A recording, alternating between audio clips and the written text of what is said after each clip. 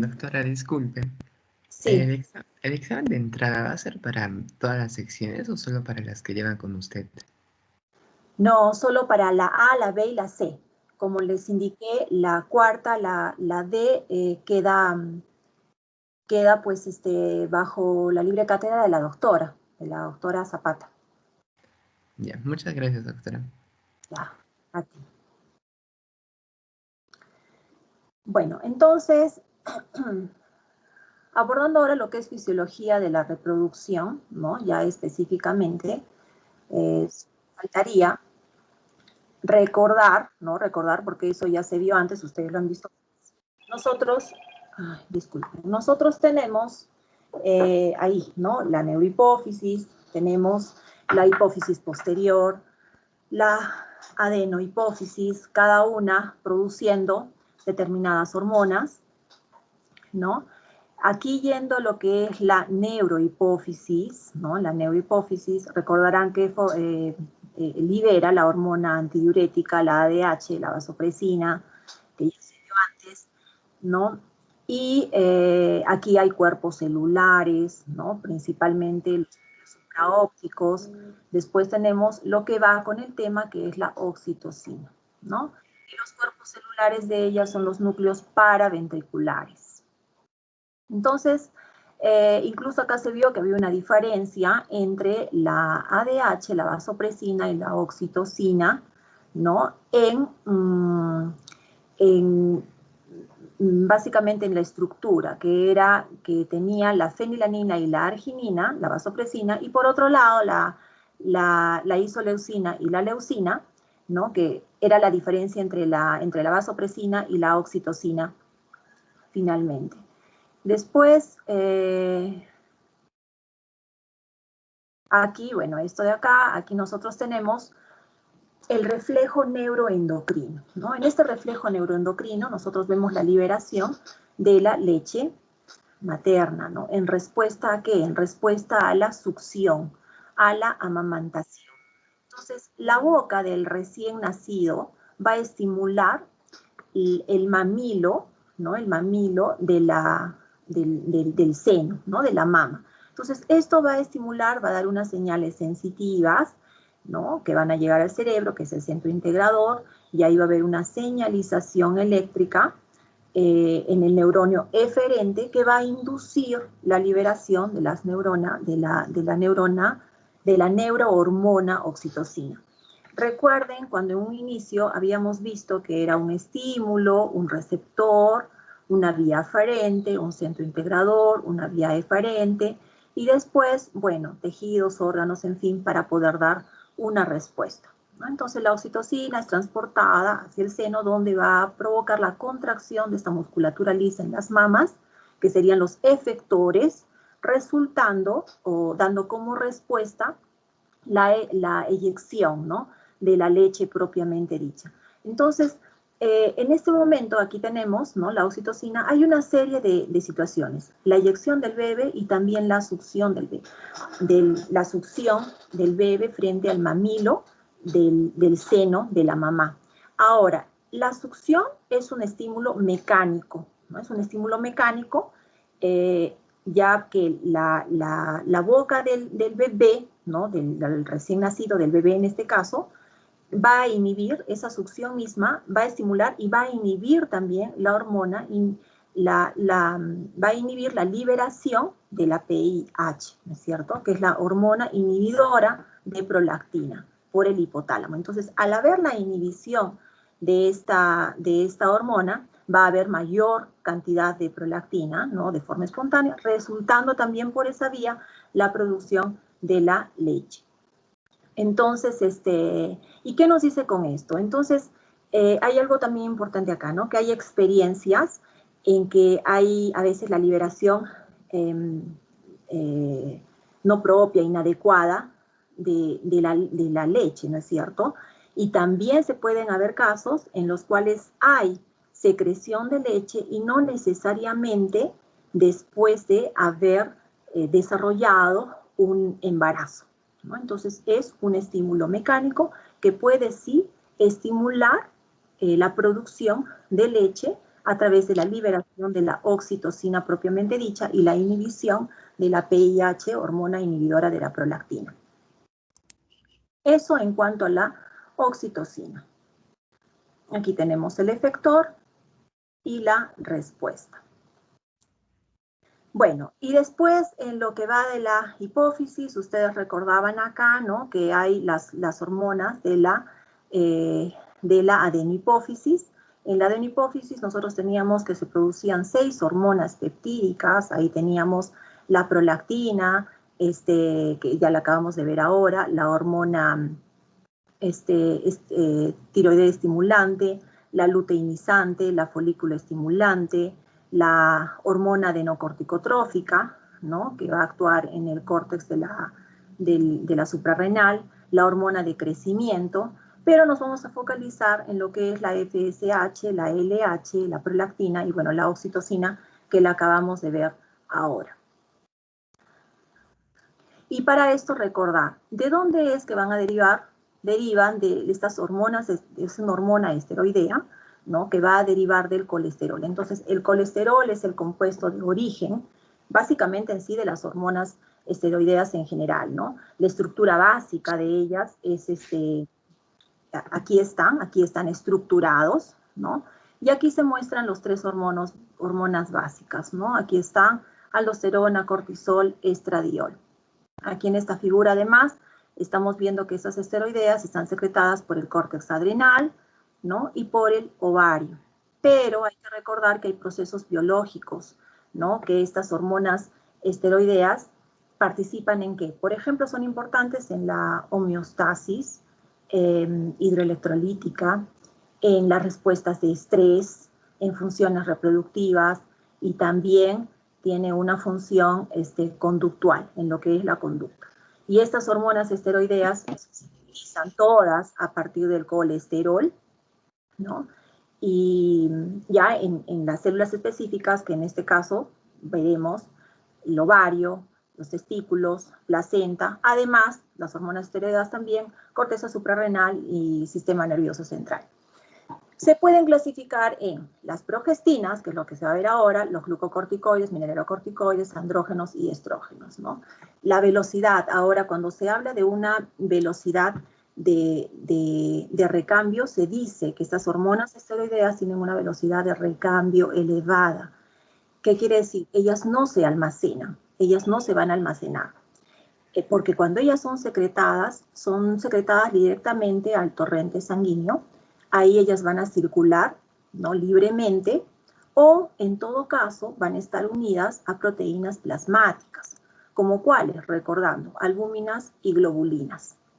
Entonces aquí estas hormonas esteroideas, entonces, que están unidas a estas proteínas plasmáticas, van a funcionar en esa situación como si fuesen unas reservas. Yendo entonces acá, ¿no?, continuando con esta parte. Aquí tenemos las progestinas, los glucocorticoides, ¿no?, los mineralocorticoides y los estrógenos y los andrógenos. Recordando, ¿no?, recordando de las progestinas. Bueno, primero recordando de los glucocorticoides, ¿no? Los glucocorticoides, inmediatamente acá vemos el cortisol, cortisona, corticoesterona. Ellos son sintetizados en la corteza adrenal. La función de ellos participan mucho en lo que es el estrés, también el metabolismo de la glucosa y la gluconeogénesis. En los mineralocorticoides, aquí están la aldosterona y la 11-desoxicorticosterona. Ella es sintetizada en la corteza adrenal también y participa en el... Aquí ya ven el equilibrio, la homeostasis hidroelectrolítica. Por ello, ahí vemos lo que es sodio, ¿no?, retención de sodio y excreción de potasio. Y bueno, y las progestinas. En las progestinas nosotros mencionamos aquí la progesterona. Lugar de síntesis de las progestinas, ovario, placenta y también en el sistema nervioso central.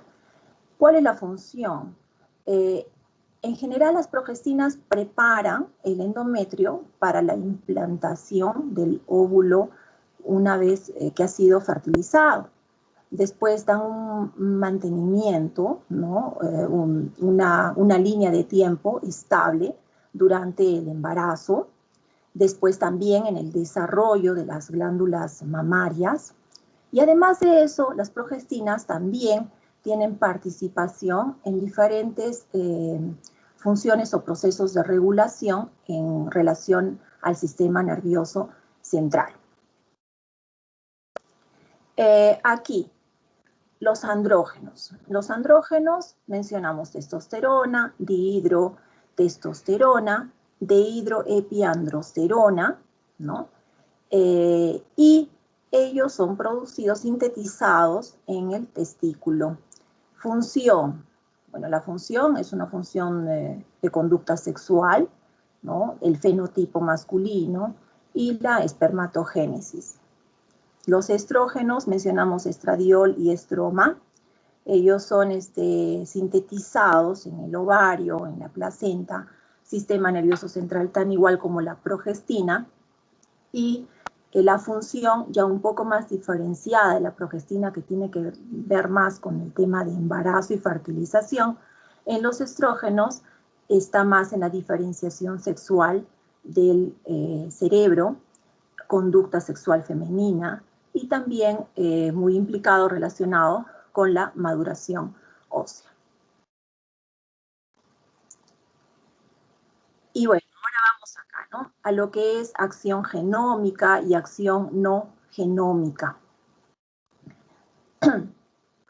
El mecanismo de acción genómica, como el nombre mismo lo dice, ¿no? Está relacionado con hormonas esteroideas que están mediados por receptores a nivel nuclear, ¿no? Y a nivel nuclear es donde se va a observar la transcripción que va a depender directamente del ligando. Y en la acción no genómica, que es un poco más diversificada, ¿no? Tiene mayores variaciones, principalmente se caracterizan por tres mecanismos, ¿no? Hay tres mecanismos no genómicos. Principalmente, uno de esos mecanismos es que los efectos de estas hormonas son rápidas. Por eso es justamente que es a nivel no genómico, si no tendría que ser a nivel genómico. Otro mecanismo es que pueden ser producidas aunque se dé o esté presente algunos inhibidores de la síntesis de RNA, ¿no? O de alguna otra proteína. Y después hay un mecanismo también en el cual observa que pueden ser producidas las hormonas y estar acopladas a moléculas que son impermeables a la membrana plasmática. Y aún así, ellas pueden ingresar y pueden ser reproducidas, activadas, pese a esta impermeabilización de la membrana plasmática. Bueno, y aquí está, para que recuerden, ¿no es cierto? Aquí están las vías de las hormonas esteroideas, no genómicas, obviamente, porque aquí vemos la membrana. Aquí se detalla cómo está localizada. Por ejemplo, acá, ¿no? Está localizada en la membrana plasmática, y en este caso es la vía de transducción de una señal a través de proteínas G. Proteínas G, y también dan lugar a la activación de la fosfolipasa C. Cuando nosotros vemos la fosfolipasa C, nosotros continuamos la vía, ¿no? Y al continuar la vía vemos que se incrementan los niveles intracelulares de los segundos mensajeros, en este caso del 4.5 trifosfato IP3, ¿no? Para finalmente tener una respuesta celular. Y en este caso, por ejemplo, ¿no? En el caso de este que es vía fosfolipasa C, aquí vemos la acción de la oxitocina, ¿no? En este caso es la oxitocina. Y por otro lado, la hormona luteinizante y la folículo estimulante es a través de qué vía? Es a través de la vía de la activación de la proteína G. La activación de la proteína G, nosotros tenemos el adenosín 5 monofosfato cíclico, el AMP cíclico, para después tener una respuesta celular.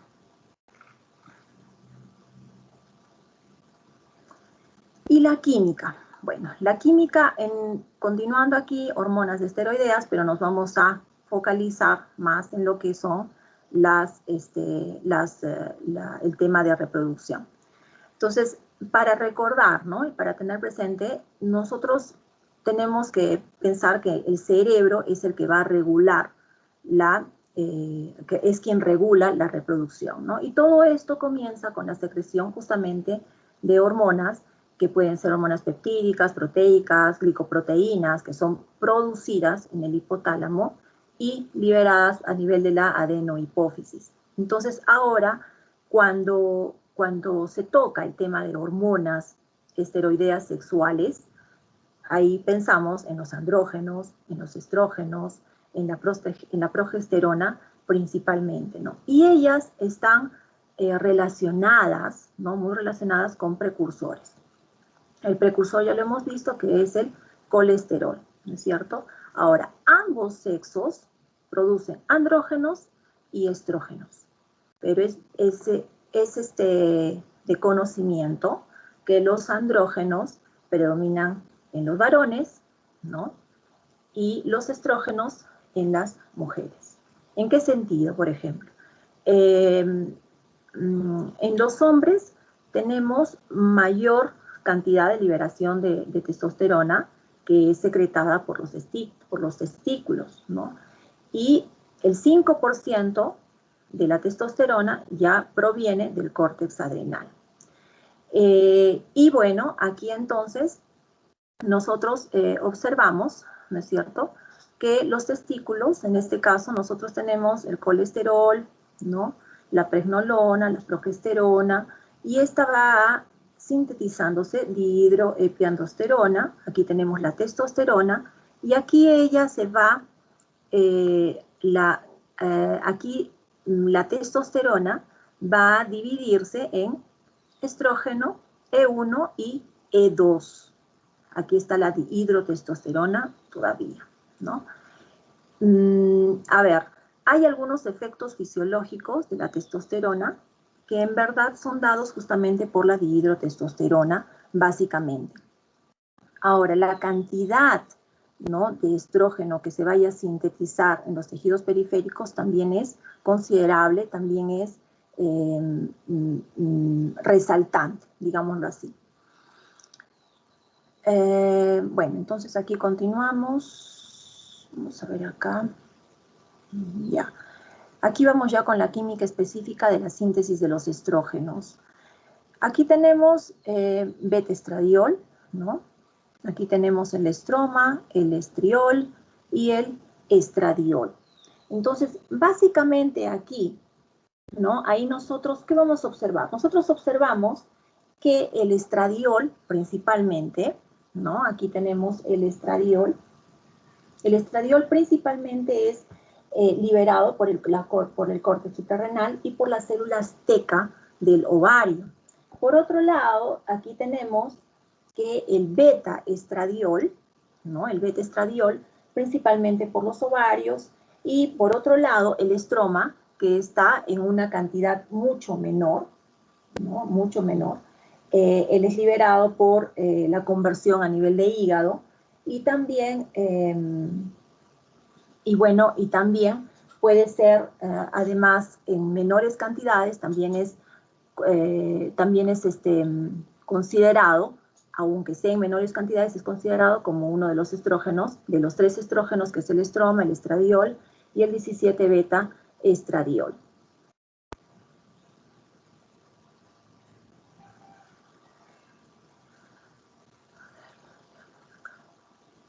Bueno, ahí. Aquí tenemos el eje hipotálamo-adenipófisis de la glándula periférica. En este eje del hipotálamo-adenipófisis de la glándula periférica, nosotros observamos unas vías. Hay que observar porque de acá sacamos bastante información. Entonces, aquí tenemos la hormona liberadora de la gonadotrofina. ¿Qué recordamos acá? Aquí hay un control hormonal, ¿no?, de la reproducción, obviamente en los dos sexos, hombre-mujer, y para esto utilizamos este modelo que es el modelo del eje hipotálamo-adenipófisis de las glándulas y de las glándulas periféricas. Básicamente aquí está la hormona liberadora de la gonadotrofina. Ella va a producir por el hipotálamo y va a controlar la secreción de 2 gonadotrofinas principales, que son la folículo estimulante y la luteinizante. Y ahí es donde comenzamos con todo. La folículo estimulante, la FSH, ¿no? Junto o en trabajo con otras hormonas esteroidales que son sexuales, va a ser importante. ¿En qué situación? Para mantener, por ejemplo, iniciar y mantener la gametogénesis. Por otro lado, la hormona luteinizante va a actuar principalmente en células endocrinas y ella va a estimular la producción de hormonas sexuales esteroideas. Y nosotros, si continuamos aquí justamente con este eje, nosotros observamos que además, bueno, no observamos, pero nosotros sabemos más adelante cuando veamos las fases, también veremos de que las inhibinas son hormonas que van a inhibir la hormona folículo estimulante, por ejemplo, ¿no? Entonces, y también hay otras, por ejemplo, que son las activinas, que por otro lado, las activinas, ellas van a estimular la folículo estimulante. Entonces, con estas vías de retroalimentación, porque son vías de retroalimentación, acá ustedes verán que es un feedback negativo, está acá, feedback negativo, de alza corta y alza larga, ¿no? Se ve que los esteroides de las gónadas van a suprimir la secreción de ¿quién? De la hormona liberadora de la gonadotrofina, van a inhibir, ¿no?, la hormona folículo estimulante a través de esta vía, porque va a ir directamente, ¿no?, a la inhibición en este caso a nivel de adenipófisis, ¿no? Después tenemos también de la inhibición de la FSH, de la luteinizante por la adenipófisis, y esto a través de la alza corta, ¿no? Y entonces en ese momento se observa justamente la inhibición a través de estas dos alzas.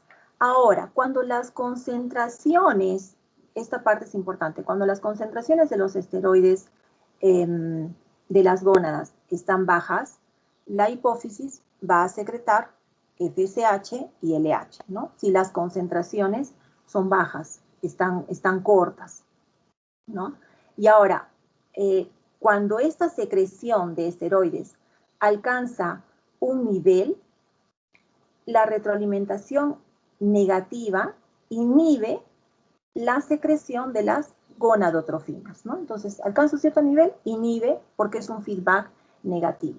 Pero acá sucede algo diferente con el efecto paradoxal del estrógeno. ¿Qué es lo que sucede?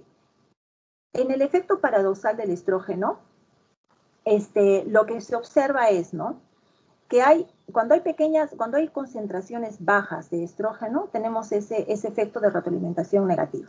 Ahora, si la secreción del estrógeno aumenta más allá de un lineal, ¿no?, pero aumenta mucho, y por un tiempo, por un intervalo mayor, o sea, no fue un pico simplemente, sino fue un tiempo mayor a 36 horas, ¿no?, ahí tenemos que esa retroalimentación negativa se torna retroalimentación positiva, lo que va a dar con la liberación de las gonadotrofinas, particularmente ¿cuál?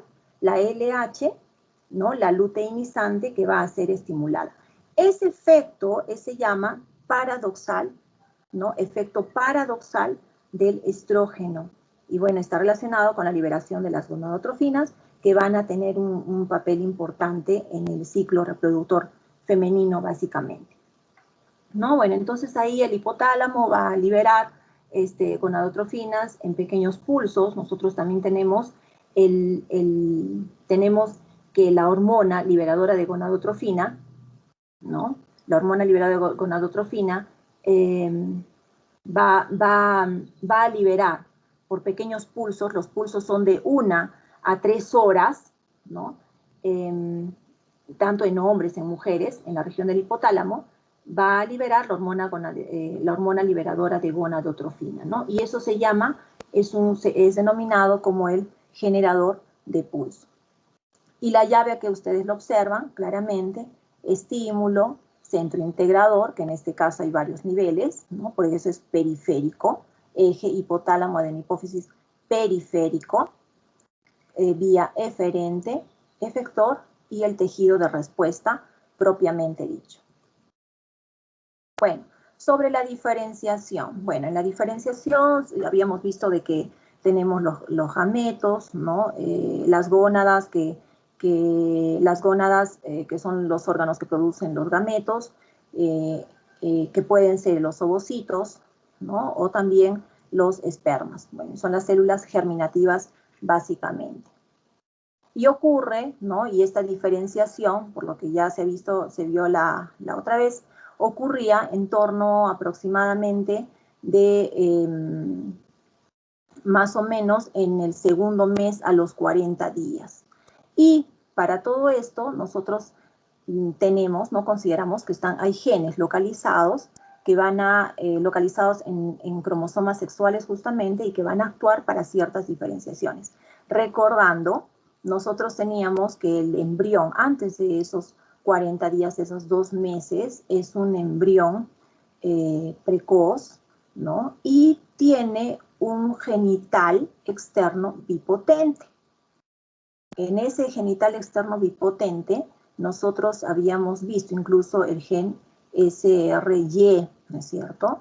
Y habíamos, si ustedes recuerdan, se hablaba de los ductos accesorios, el ducto de Wolf y el ducto de Müller.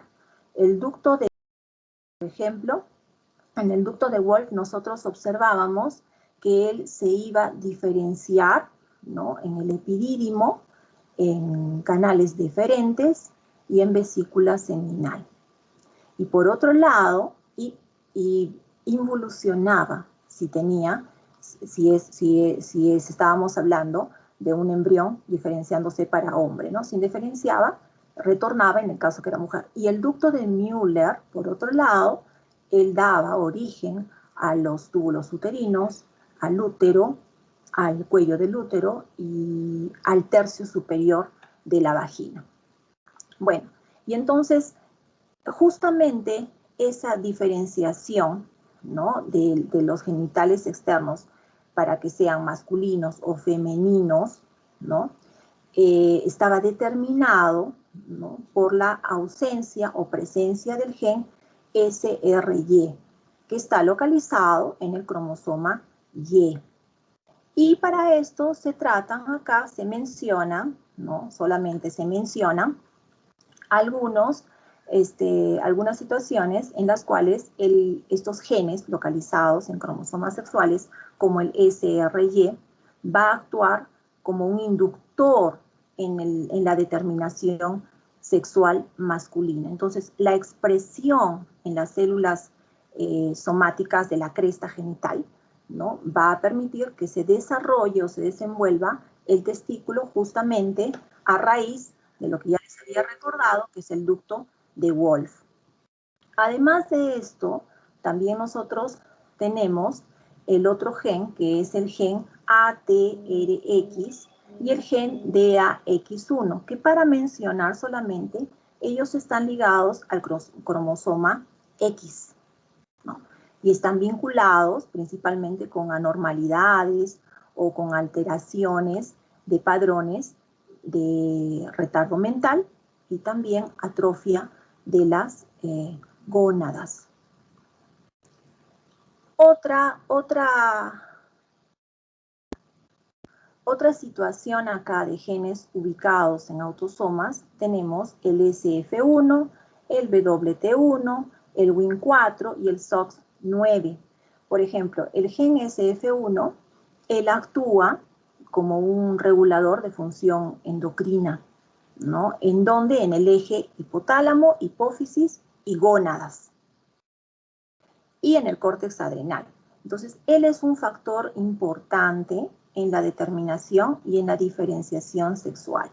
La presencia de este gen SF1 es necesaria durante el desenvolvimiento embrionario justamente, ¿no? Entonces actúa, aquí está, como regulador del eje. Y acá tenemos el gen WT1, él se expresa desde inicios o desde forma muy temprana durante el desenvolvimiento también de la cresta urogenital y está relacionado con el desenvolvimiento renal y con las gónadas precoces, ¿no? O con el aparecimiento de las gónadas.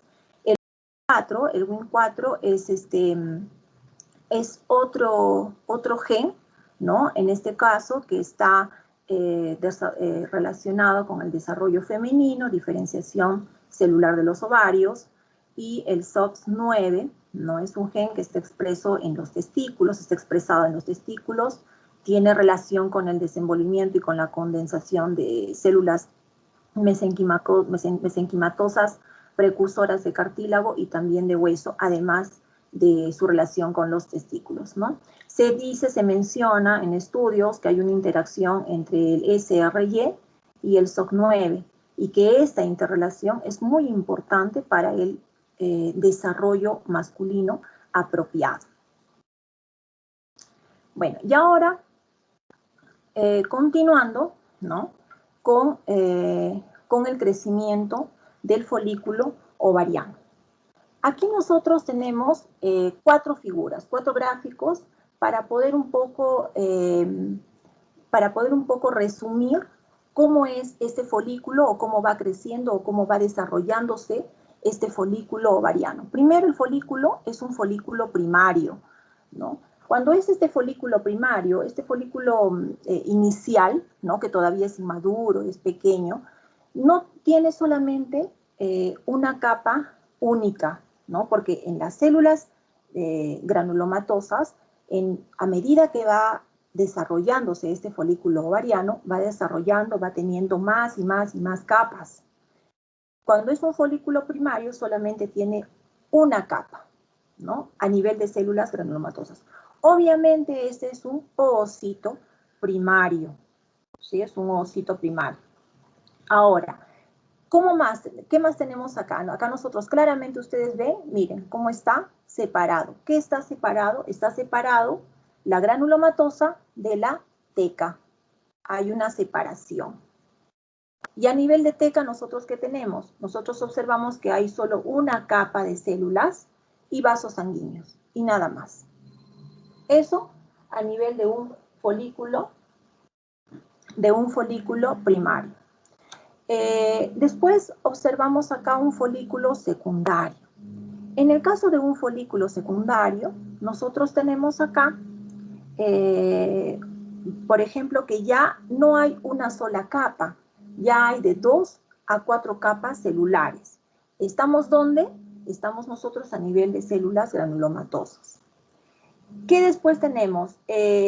Lámina basal. La lámina basal todavía está presente. ¿Por qué? Porque después, cuando va madurando, por ejemplo, a este nivel, lámina basal. Aquí todavía hay una lámina basal.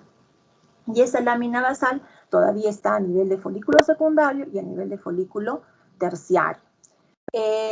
Después acá todavía nosotros observamos que hay una capa única de células a nivel de teca. Todavía, miren, aquí hay separación, ¿no? El folículo terciario, cuando ya está avanzando un poco más, ¿no? Que es una fase folicular tardía, digamos, el folículo terciario está en la fase folicular tardía, ya observamos que ya hay una zona pelúcida, porque ya está madurando, ¿no? Este folículo ovariano. Y ya hay mayor cantidad de capas. Aquí ya encontramos de 3 a 4 capas a nivel de las células granulomatosas. Y aquí, ¿qué se observa? El antro. Anteriormente no observábamos antro ni en el folículo primario ni en el folículo secundario. Pero acá nosotros sí observamos un antro. Y en este antro, nosotros incluso, se observa de que está hinchado y puede llegar hasta tener unos 15 a 20 milímetros de diámetro, ¿sí? Y a nivel de la teca, ya en la teca observamos 2 capas, una capa interna y una capa externa. La capa interna es una capa secretoria y tiene vasos sanguíneos pequeños, y la camada o la capa externa, digamos así, tiene un tejido conjuntivo con células sanguíneas ya un poco más grandes. Y aquí tenemos el cuerpo lúteo. El cuerpo lúteo, aquí ya lo consideramos en 2 partes. La fase lútea y la fase postlútea. En la fase lútea, ahí nosotros vemos que es un cuerpo lúteo propiamente dicho, y el cuerpo albicante es en la parte o en la fase postlútea. En ambas situaciones, nosotros no vamos a observar que tiene zona pelúcida, ya no. Por ejemplo, en el cuerpo albicante, ahí ya nosotros vemos que ha habido una degeneración de las células granulomatosas, ¿no? Pero, por ejemplo, en el cuerpo albicante ya no observamos antro, ya no hay lámina basal. Sin embargo, en el cuerpo lúteo todavía hay unos vestigios del antro, ¿no? Y finalmente, aquí ya las células se generaron totalmente en el cuerpo albicante, que es cuando ya vemos la parte final, ¿no? Cuando fue la menstruación proliferativa, fase secretoria, para que nuevamente se regrese al ciclo de al ciclo menstrual propiamente dicho. Aquí el ciclo menstrual que está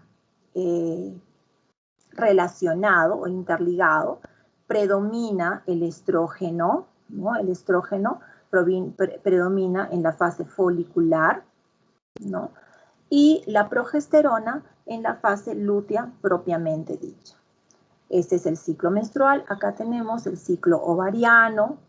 Aquí nosotros tenemos, ¿no?, el ciclo de la fase uterina, ¿no? Aquí tenemos cómo es que es el ciclo uterino. Aquí tenemos entonces el ciclo ovariano. Aquí la concentración de las hormonas ovarianas y aquí la concentración de hormonas gonadotróficas. Y finalmente acá también se ve, ¿no?, la descripción de la temperatura basal, porque es como se va acompañando ahí, como es que va viendo. Justamente la temperatura basal es la hormona de la progesterona, donde vamos a ver principalmente esas alteraciones. Bueno, y acá, para solamente resaltar lo que ustedes han observado en esta parte, para resaltar acá, nosotros tenemos las hormonas ovarianas, ¿no?, y tenemos las hormonas gonadotróficas. Estas hormonas gonadotróficas, ¿no?, como están acá relatadas, tenemos que hay un pico de la hormona luteinizante comparado con la hormona folículo estimulante, que más adelante vamos a ver que esta hormona folículo estimulante tiene este pico por la inhibina. Y acá las hormonas ovarianas, vemos el estrógeno, que tiene un mayor pico antes de la ovulación, y la progesterona, por otro lado, después de la ovulación. Y acá con el control hormonal del ciclo menstrual, ¿no?, que estos son en términos generales, de forma general. En la fase folicular precoz, en la fase folicular precoz, nosotros, ¿qué es lo que observamos? Nosotros observamos en esta fase, que es la inicial, ¿no?, es la parte inicial, y que ya se ha visto antes en este cuadro anterior, ¿no? Aquí está la fase folicular precoz. Vamos a continuar la fase temprana, la fase tardía, después tenemos la fase lútea temprana y la fase lútea tardía propiamente dicha. En la fase folicular precoz nosotros observamos que hay en los folículos, aquí no tenemos la hormona liberadora de la gonadotrofina. Aquí tenemos la hormona luteinizante, la folículo estimulante, aquí están las células granulomatosas, la teca, ¿no? Y acá se hace un comparativo justamente con qué es lo que está pasando a nivel de hormonas, a nivel propiamente dicha del qué está pasando a nivel a nivel propiamente dicho de los del folículo ovariano, ¿no?, que es lo que estamos observando. Entonces, en esta fase folicular precoz, ¿no?, los folículos tienden a crecer. Los folículos van a crecer, las células granulomatosas que están siendo influenciadas por la hormona folículo estimulante, ¿no?, y las células teca también por las luteinizantes, van a producir hormonas Y estas hormonas, son las hormonas esteroideas, ¿no? Van a comenzar a sintetizar, la teca va a comenzar a sintetizar andrógenos que se van a difundir a las células vecinas granulomatosas, y ahí vamos a tener que la aromatasa va a convertir en estrógenos. ¿No? Bueno, entonces aquí nosotros tenemos que se hace esta comparación, ¿no? Entonces, el estrógeno va a tener un papel de retroalimentación. En este caso, retroalimentación positiva, porque acá incrementan los niveles de estrógeno y tiene una retroalimentación negativa junto con las células granulomatosas. Por otro lado, es importante que ustedes observen acá los feedbacks, las retroalimentaciones. Tiene una retroalimentación negativa directamente sobre la folícula estimulante, ¿no? La luteinizante, y sobre la hormona liberadora de las gonadotrofinas. Ahora, las células granulomatosas secretan, van a secretar un fluido que va a llenar la cavidad conocida como antro, que es lo que hemos visto anteriormente, ¿no? Lo que hemos visto antes del folículo ovariano, del folículo del ovario, ¿no? El folículo ovariano, teníamos el antro. Entonces, en estas circunstancias va a secretar un líquido en la cavidad que va a llenar justamente el antro. Ese fluido en el antro contiene hormonas, enzimas, que van a ser necesarias para la ovulación, que más adelante lo vamos a ver, ¿no? Ahora, hay algunos folículos, obviamente, que van a sufrir la atresia, ¿no? Que es un tipo de muerte de la célula que está regulada justamente por las hormonas. ¿Y cuáles van a ser? Van a ser pocos folículos los que van a alcanzar el desenvolvimiento. Y entonces ese va a ser el folículo dominante, ¿no? Para el desarrollo y para la dirección de la ovulación. Va a ser el escogido propiamente dicho. Ahora, hay que resaltar que la menstruación termina durante la fase folicular, ¿no? Precoz, y termina bajo la influencia del estrógeno que es liberado por los ovarios. Y ahí el endometrio comienza nuevamente a proliferar, ¿no?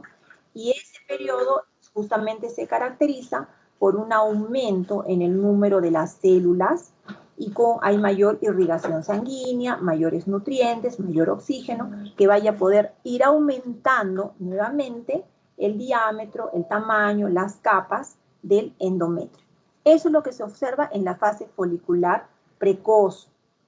Después de la fase folicular precoz, bueno, aquí nosotros tenemos la fase folicular tardía, que obviamente la precede la ovulación. En la fase folicular tardía, ¿no? Se observa, por ejemplo, que acá nosotros tenemos igual, en la anterior que teníamos, lo mismo, ¿no? La hormona liberadora de las gonadotrofinas, teníamos el folículo, las células granulosas, las células teca, andrógenos, y acá nosotros, si ustedes recuerdan, en la fase folicular precoz teníamos incremento en los niveles de estrógeno, y este incremento en los niveles de estrógeno tenían un feedback, una retroalimentación positiva con las células granulomatosas. Acá es diferente. Acá lo que nosotros observamos es que tiene una retroalimentación negativa hacia la hormona folículo estimulante, ¿no? Y bueno, y por otro lado, acá también la hormona liberadora de las gonadotrofinas. Entonces, en esta fase folicular, que ya es la última, porque después ya va a venir lo que es la ovulación, nosotros vemos un pico en la secreción del estrógeno, ¿no? Al final, por el ovario. Entonces, cuando nosotros observamos ese pico, es donde nosotros vamos a pasar a lo que es la ovulación propiamente dicha. Pero eso es al final de esta fase. Al final.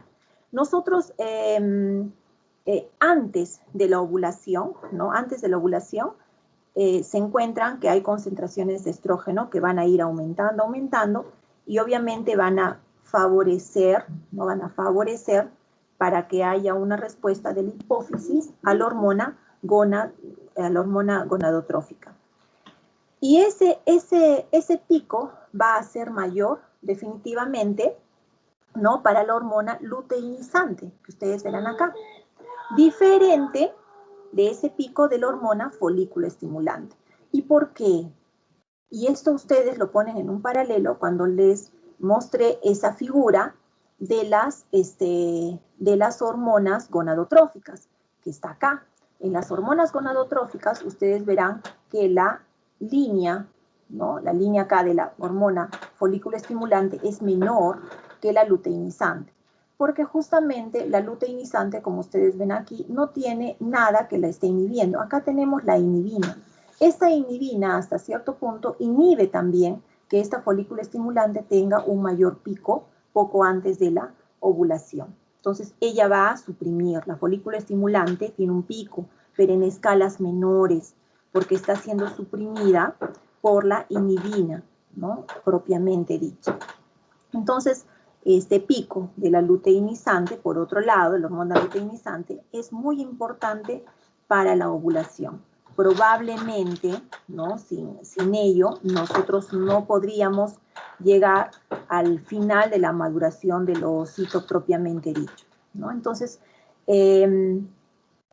ahora, este ovocito primario, ¿no? El ovocito primario, que es un corpúsculo polar, y va a ir degenerando, desarrollándose poco a poco, como hemos visto en ese cuadro del folículo ovariano propiamente dicho, en altas concentraciones de estrógeno en la fase folicular tardía, va a ir preparando para que el útero pueda estar listo para un embarazo.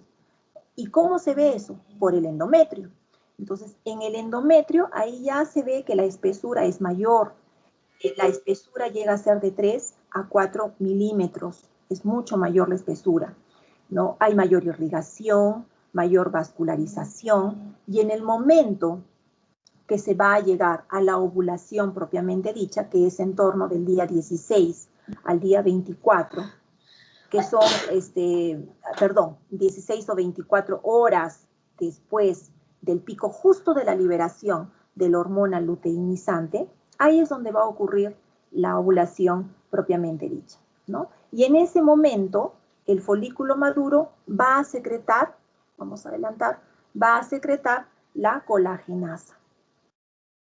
¿Y qué pasa con la colagenasa? La colagenasa va a disolver el colágeno del tejido conjuntivo justamente que mantenía las células foliculares juntas.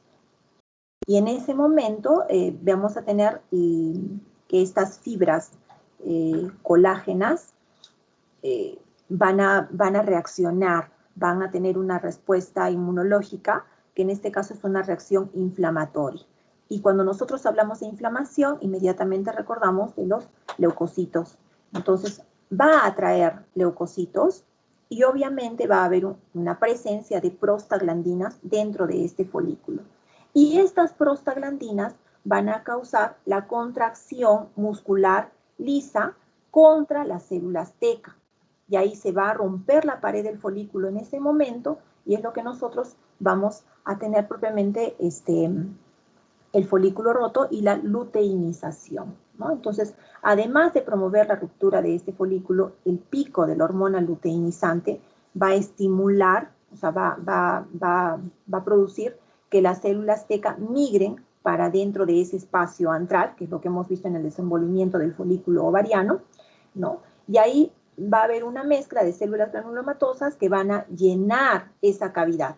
Y en ese momento nosotros llamamos que es un proceso conocido como la luteinización. Eso en la ovulación. En la fase lútea precoz media.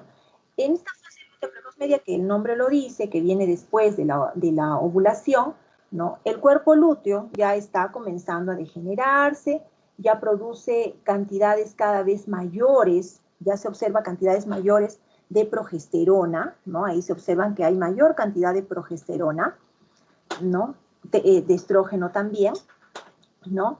Pero aquí hay la dominancia de la progesterona. En la anterior, nosotros, en la fase precoz folicular, predominaba el estrógeno. En la fase lútea predomina la progesterona, es la que domina principalmente en la fase lútea, ¿no? Y Y bueno, aquí en esta acá nosotros tenemos igual la hormona liberadora de la gonadotrofina. Miren, los niveles de la folícula estimulante están menores, luteinizante menores. El cuerpo lúteo, ¿no?, ya está degenerándose poco a poco. Y hay la liberación de estrógeno, progesterona e inhibina. Entonces, bueno, en este nivel la progesterona, ¿no?, la progesterona va a influenciar las glándulas del endometrio, obviamente, y van a prepararlo para el embarazo, ¿no?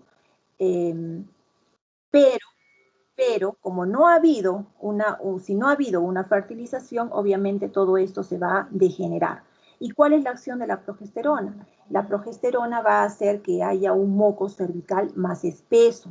Ese moco incluso crea como un bloqueo en la abertura del cérvix, pudiendo impedir, ¿no?, pudiendo impedir alguna infección bacteriana, función profiláctica propiamente dicha, ¿no? Otra acción interesante de la progesterona en este momento es su capacidad termogénica. Durante esta fase lútea, ¿no?, de un ciclo ovulatorio propiamente dicho, la temperatura basal de la mujer es aproximadamente de 36.4 grados centígrados. Sin embargo, inmediatamente, horas después, la temperatura incrementa, ¿no?, se mantiene y se eleva un poco. Y es lo que nosotros observamos como otra de las funciones de la progesterona. Después de la fase, bueno, acá nosotros tenemos ya, ¿no?, la fase lútea temprana media, propiamente dicha, aquí está.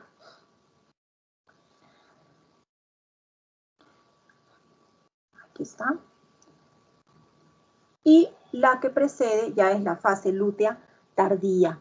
En esta fase lútea tardía, ya claramente se observa que el cuerpo lúteo ya tiene una vida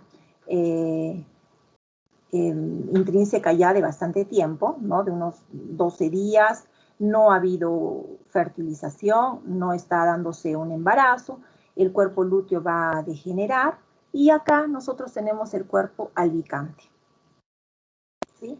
Y en este momento nosotros vemos que el endometrio, ¿no?, el endometrio,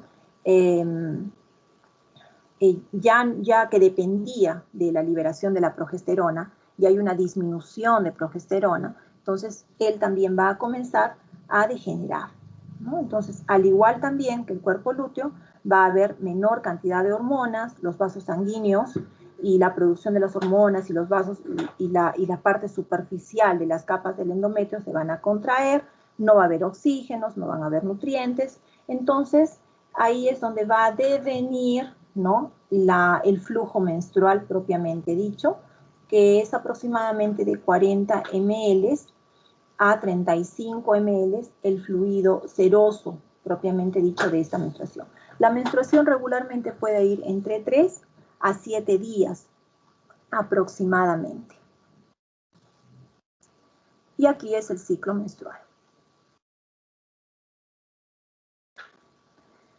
Y aquí el ciclo endometrial, ¿no?, el ciclo endometrial.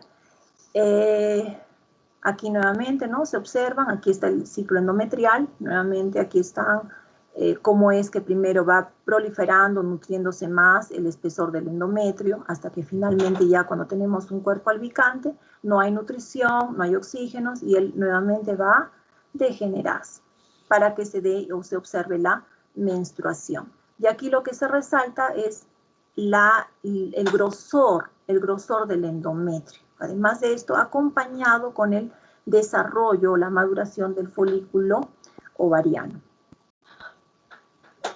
Igual acá, ciclo endometrial con cortes histológicos, menstruación, fase proliferativa y la fase secretoria propiamente dicha. La menopausia. Bueno, ¿no?, que es aproximadamente entre los 40, a 50 años de edad, es donde los ciclos menstruales comienzan a ser irregulares, ¿no? Ya no se da la ovulación y transcurrido algunos meses o años, dependiendo mucho de la genética también y de la mujer, finalmente cesan estas menstruaciones, ¿no? Entonces, aquí nosotros observamos algunas, propiamente van disminuyendo, ¿no? Niveles hormonales, folículo estimulante, luteinizante, estrógeno, progesterona. Vemos que el espesor del endometrio también va disminuyendo, hay una atrofia del útero, epitelio y secreción vaginal ausentes, incluso interfieren también en las relaciones sexuales. Se ve presencia de osteoporosis, hay el metabolismo, la obesidad también está ahí relacionada. Hay ondas de calor, esas ondas de calor que se observan tienen que ver mucho con disnea, irritabilidad, con la liberación pulsátil de la hormona luteinizante que está alterada, ya no es igual, hay mayor cantidad de corticosteroides suprarrenales, hay alterado también la progesterona, entonces esa función de termorregulación y termogénica ya no va a estar igual porque hay menor cantidad de catecolaminas. Entonces todo esto influye hasta cierto punto con algunas situaciones o con algunas características propias de la menopausia, ¿no? Como fatiga, ansiedad, depresión también que puede ir acompañando. En la menopausia, entonces, aquí se ha hecho una gráfica, un comparativo entre la disminución progresiva del número de folículos ovarianos y cómo es que va terminando el ciclo menstrual, cómo van disminuyendo las hormonas ovarianas y por otro lado van incrementando las gonadotrofinas en el momento de la menopausia, ¿no? En la pubertad poco, más aquí incluso se coloca el cuadro como la línea de tiempo, la línea como es en el varón y aquí en la mujer. Aquí por otro lado tenemos índices o concentraciones en orina de estrógenos secretados durante la pubertad. Y en la menopausia obviamente disminuye. Y aquí las gonadotrofinas medidas en muestras de orina, como es mayor en la menopausia. En el embarazo, estrógeno, progesterona y la hormona gonadotrofina. Entonces, durante el embarazo, la placenta la placenta forma, ¿no? Entre varias sustancias, cantidades considerables de gonadotrofina coriónica humana, que es esta, gonadotrofina coriónica humana, estrógeno, progesterona, ¿no? Y también somatotropinas propiamente dichas. Entonces, aquí nosotros vemos en este cuadro cómo es que se va desarrollando, ¿no? Cómo es que se va desarrollando justamente a lo largo de una línea de tiempo. Esta línea de tiempo que se ha colocado acá es en el tiempo del embarazo. Acá la hormona gonadotrofina y por otro lado aquí la progesterona. La gonadotrofina tiene mayores índices en un inicio del embarazo, más o menos, y décima o doceava semana nosotros vemos un pico y la concentración después disminuye pero se mantiene constante. Por otro lado, los valores de progesterona y estrógeno, ellos son mínimos en un inicio y después van elevándose al transcurrir los meses llegados al parto.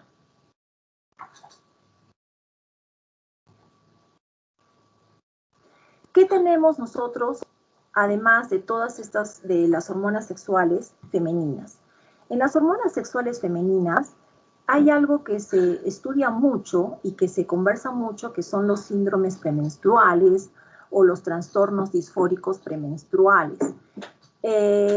Ya se estudia mucho, se considera mucho que el 12% de mujeres sufren de trastornos premenstruales, ¿no? Y esos trastornos premenstruales afectan el líbido, afectan el humor, afectan incluso el sistema inmunológico, ¿no? Tiene que ver mucho también con inflamación. Entonces es muy estudiado el dimorfismo sexual. El dimorfismo sexual en inflamación, en dolor, en conducta, en diferentes aspectos. Aquí yo les estoy mostrando una investigación en la cual se estudió, ¿no? Diferentes tasas, ¿no? Diferentes tasas o índices de prevalencia en la mayoría de condiciones de dolores musculoesqueléticos. Nosotros sabemos, en esta situación es el músculo de la articulación temporomandibular, pero esto realmente refleja muchas condiciones dolorosas musculoesqueléticas en las mujeres, justamente deviniendo de estos picos hormonales, ¿no? Porque hay esta alteración o estos picos que son fisiológicos, desde luego, pero que en algunas mujeres o en alguna parte de la población de mujeres a nivel mundial les da una mayor prevalencia para sufrir dolores musculoesqueléticos. Entonces, aquí, en este dibujo, que es un trabajo de Leheche, ella lo que estaba mostrando, lo que muestra acá, es en este primer cuadro, dice worst pain, el peor dolor, y en este caso, sin dolor, ¿no? En este primero nosotros mostramos mujeres que están ciclando de forma normal y no están usando anticonceptivos orales, ¿no? Y mujeres que han padecido situaciones de dolor, donde ven acá un pico, y acá situaciones donde no ha habido situaciones dolorosas de dolor musculoesquelético. Ya comenzó. ¿Ya? Después, en esta segunda situación, nosotros observamos que son mujeres que están utilizando anticonceptivos orales. Cuando usan anticonceptivos orales, si ustedes ven este cuadro, van a observar que ya no hay este pico. Este pico que justamente notaba, hay un pico inmediatamente al inicio del ciclo menstrual, ¿no? Pero después desaparece, que está justo coincidiendo con la ovulación, con este pico de la luteinizante, cuando están utilizando hormonas anticonceptivos orales. Por otro lado, acá se hizo de los varones, ¿no? Situaciones donde tenían peor dolor musculoesquelético, pero en hombres. Bueno, pues en ellos simplemente no tenemos el tema de las hormonas. Acá fisiológicamente, aquí sí se nota, ¿no? El inicio, pero acá no hay. Y esto también se comparó seguidamente, ¿no? Con el siguiente caso. En este caso, continúa haciendo la investigación de Leheche y aquí muestra algo importante, ¿no? Nuevamente, un ciclo menstrual de 28 días y aquí mujeres que tienen, ¿no? Por ejemplo, están ciclando de una forma normal, pero que tienen disfunción temporomandibular. Aquí, TMDNC, ciclan normal, pero tienen disfunción temporomandibular. Y aquí, el TMDOC son mujeres que tienen disfunción temporomandibular y ellas están con tratamientos de anticonceptivos orales. Y por otro lado, estas son mujeres que ciclan normalmente, ¿no? Y son los controles. Obviamente ellas no tienen pico ningún pico, ni no tienen padecimientos de dolores musculoesqueléticos. Y acá se observa claramente cómo es que estas mujeres que no están consumiendo anticonceptivos orales, ellas presentan nuevamente este pico de dolor severo en la mitad del ciclo ovulatorio. Y acá lo que se ha colocado es la situación de un varón. En la situación de un varón, por otro lado, nosotros observamos que él, bueno, igual que en el anterior gráfico, pues no tiene la influencia de estos picos, ¿no? De estas disparacidades hormonales, entonces él simplemente va a reflejar una línea de tiempo regular diferente a la de las mujeres. Entonces, ese es el dimorfismo sexual. Existe una diferencia justamente enmarcada por las hormonas sexuales en varios aspectos. Uno de estos, por ejemplo, es el dolor. Puede haber también, y también se observa, en lo que es inflamación, en lo que es conducta, en muchos aspectos. Este otro estudio, desintoxicación y deshabituación del etanol. Bueno, aquí nosotros tenemos 3-alfa-TR-Pro. La verdad, este es un neuroesteroide pregnano, endógeno, y también se le conoce como alopregnanolona, ¿no? Y lo que se usa acá es la fluoxetina. La fluoxetina es un medicamento, es un antidepresivo, y es un inhibidor selectivo de la recaptación de la serotonina. ¿Con eso qué nos dice? Con eso nos dice que es un antidepresivo, ¿no? El más conocido de ellos es el Prozac, por ejemplo. Entonces, ¿cuál es su función? Su función es potenciar el efecto de la serotonina, que es un neurotransmisor, ¿no? Y nos ayuda mucho para la comunicación de las neuronas. Pero, ¿qué es lo que dice este estudio? Ellos hicieron desintoxicación y deshabituación del etanol. Entonces, cuando hay una retirada de etanol, cuando la persona está desintoxicándose, las concentraciones de la alopregnanolona reducen bastante. Y entonces, al reducir, obviamente, ¿por qué? Por la abstinencia, ¿no? Abstinencia del etanol en los pacientes alcohólicos, y demora en normalizarse más o menos unas 4 semanas. Cuando disminuyen estos niveles de la alopregnanolona, el paciente, dentro de varias características, puede sufrir convulsiones. Y ese es uno de los problemas. Entonces, ¿qué sucede? Se le administra fluoxetina para elevar las concentraciones de la alopregnanolona, ¿no? Que la alopregnanolona estamos hablando de la alopregnanolona porque la alopregnanolona es una tetrahidroprogesterona, por eso estamos hablando, ¿no?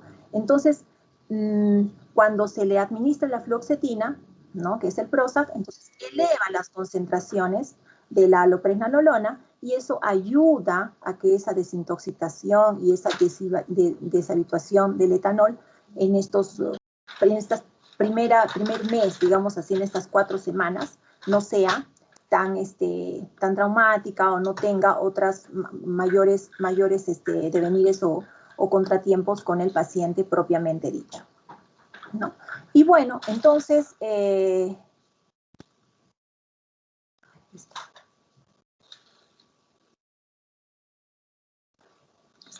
bueno, entonces esto en lo que es reproductor femenino, jóvenes.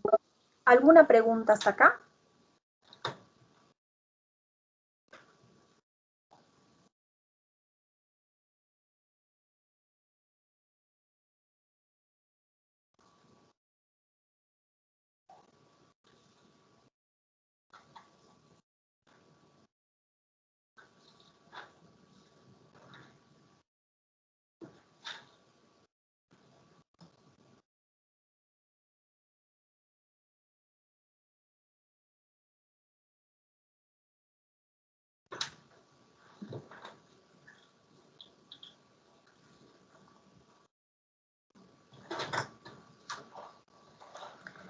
A ver, acá tengo algunas personas que han llegado tarde, ¿no?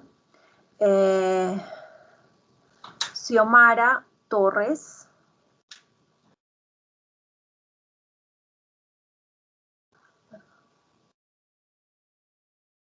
Xiomara Torres, ¿dónde estás?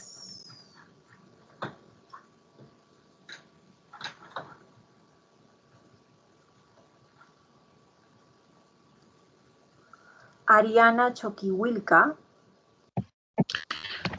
Presente, doctora. Tuve problemas con mi internet. Ya. Laura Gallego. Doctora, ¿me escucha? Sí. Soy Xiomara Torres, doctora. Tuve Sí. problemas con mi internet. Ya. Laura Gallegos. Doctora, buenos días. Sí, en la mañana tuve problemas de conexión, pero le respondí, creo que no se escuchó. Y escribí Sí. en el chat también cuando me llamó. Sí, estoy viendo que me has escrito. Guido Gracias. de nada. Guido Reynoso. Sí, doctora, no me pude conectar a tiempo porque no me parecía la entrada a la reunión. No sé por qué, pero aparentemente mi conexión estaba bien, pero no podía enlazarme. Y tuve que reiniciar todo, por eso entré tarde. Pero estás en el grupo del Teams. Sí, doctora. Ya. Nicole Tiña. Presente, doctora. Ya. En media reunión ingresó una señorita Daniela.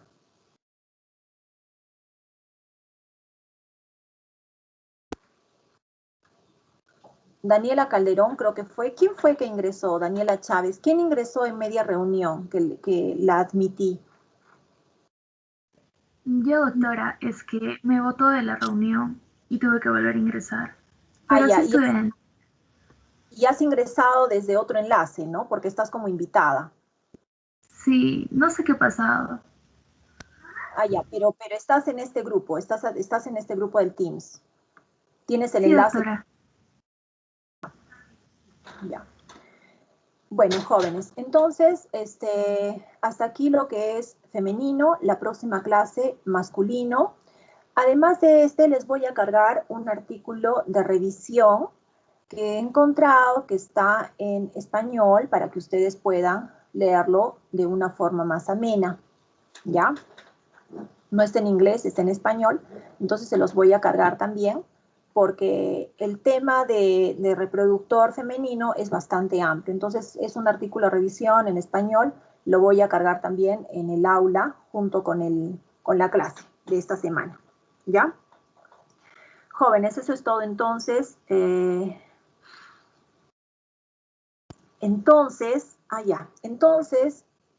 esta parte de reproductor femenino, la próxima semana, el martes en la noche o el miércoles en la noche, ¿qué día prefieren hacer el seguimiento de cuestionario sincrónico? Defínanme, por favor, para ya poder ir respetando ese horario. ¿Ustedes prefieren martes en la noche o miércoles en la mañanita o miércoles en la noche para hacer el acompañamiento de cuestionario sincrónico? Es que, doctora, hay varios que tenemos clases en la noche hasta eso de las 10, entonces creo que la mejor opción es... ¿Les parece antes de las clases?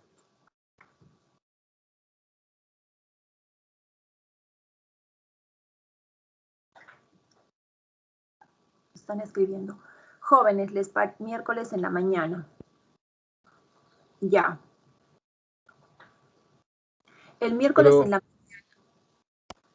doctora, ¿sería posible de que el examen tenga un plazo, digamos, larguito? Porque el examen sería, si fuera miércoles en la mañana, sería 6 de la mañana y no, o sea, no todos nos levantamos a esa hora. Y posiblemente No es examen, señor, es solamente, es un cuestionario. Es un cuestionario, son pocas preguntas, no es un examen. Son pocas preguntas, pero estoy pensando que miércoles tienen el grupo B, A y el grupo C, y el sábado tenemos con el grupo B. Entonces, de repente lo voy a dejar para que sea media semana, tipo jueves o viernes en la mañana.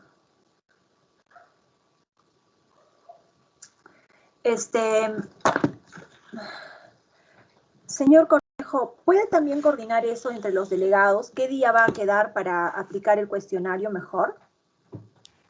Ya, doctora, más o menos, qué intervalo de tiempo? ¿Una hora o...? No, no es un examen, es lo que no vamos a tener, nosotros no vamos a tener el preexamen, ¿no?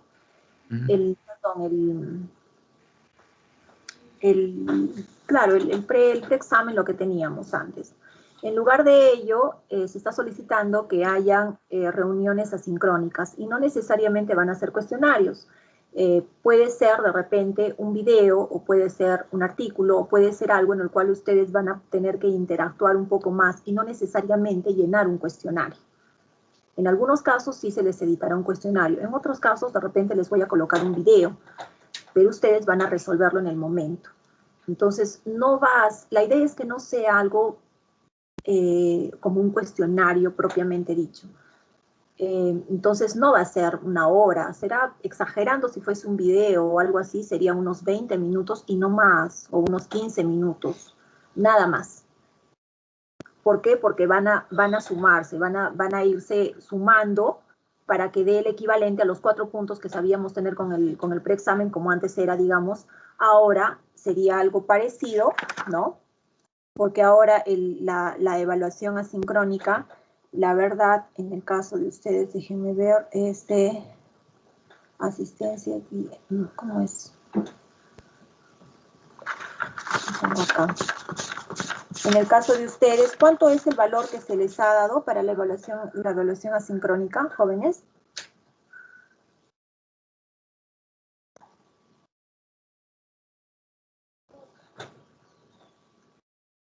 No se acuerdan. Aquí está.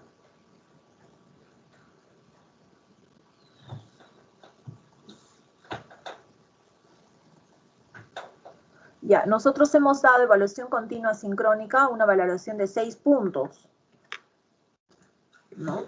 Entonces, esos 6 puntos debemos obtenerlos después de 4 semanas que se está haciendo este acompañamiento asincrónico de avance de contenidos. No va a ser una hora, no, es menos, dependiendo de lo que se aplique, un video o una lectura o de repente un cuestionario clásico, pero no necesariamente siempre va a ser un cuestionario clásico. Entonces, en función de eso, por favor, señor Córdoba, Cornejo, me gustaría que coordines con los otros delegados y definir si puede ser el día jueves o el día viernes, o de repente todos quieren el día miércoles, y por lo que veo quieren en la mañana, o de repente en la noche. Ustedes definan, por favor, pero para que todos puedan dar un día de la semana esa evaluación continua de contenidos. Ya, doctora, no hay problema. Yo le informo después de eso. Ya. Ok, entonces está quedando así, ¿ya? Ya, jóvenes, entonces muchas gracias. Decidan todos en grupo para que sea algo que se acomode para todos. Doctora, Sí. disculpe, yo no, también entré un poco tarde. No tenía acceso a internet. Su nombre. Yanela Huarachi Gallegos. Pero usted tiene presente. ¿Sí? Sí, es que se iba y pensé que no me había escuchado. Sí, usted tiene presente. Yanela Huarachi. Ajá. No está en esta lista, creo. A ver. Me incorporé después, entonces recién también he actualizado lo de la matrícula.